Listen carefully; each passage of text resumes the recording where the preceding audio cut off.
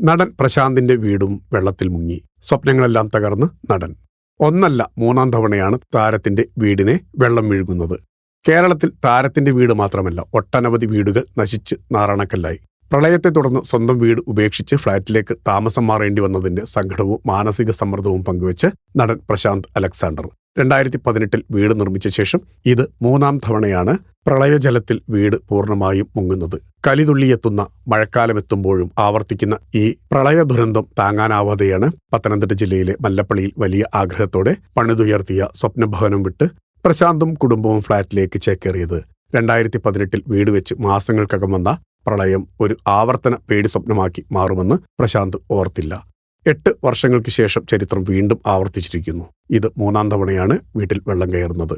വെള്ളം ഇറങ്ങിയ ശേഷം മാത്രമേ ഇത്തവണ എത്രമാത്രം നാശനഷ്ടമുണ്ടായെന്ന് വിലയിരുത്താനാകൂ എന്ന് പ്രശാന്ത് അലക്സാണ്ടർ പറഞ്ഞു. അടുത്തിടെ നടൻ പ്രശാന്തും ഭാര്യ ഷീബ പ്രശാന്തും മല്ലപ്പള്ളിയിലെ തങ്ങളുടെ വീടിന്റെ അവസ്ഥ എടുത്തു കാണിക്കുന്ന ഒരു റീൽ പങ്കുവച്ചിരുന്നു. ആറ്റുനോറ്റ് ഞങ്ങൾ പണിത വീടാണ്. 2018 നവംബറിൽ ഞങ്ങൾ താമസിക്കുന്നതിന് മുൻപ് ഓഗസ്റ്റിൽ പ്രളയം കയറി താമസിച്ചു. അതിപ്പോൾ രണ്ടാമത്തെ തവണയാണ്.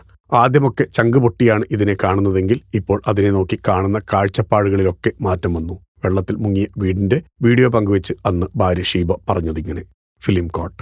നിങ്ങളുടെ കരുത്തിൽ ഞങ്ങൾ ഉയരുകയാണ്. സബ്സ്ക്രൈബേഴ്സ് 10 ലക്ഷം കടന്നിരിക്കുന്നു. സ്വർണ്ണ തളിക നേടാൻ സഹായിച്ചതിന് നന്ദി. നിങ്ങളും ബെൽബട്ടൺ അമർത്തോ. നല്ല വാർത്തകളുടെ നോട്ടിഫിക്കേഷൻ ഉടനെത്തും.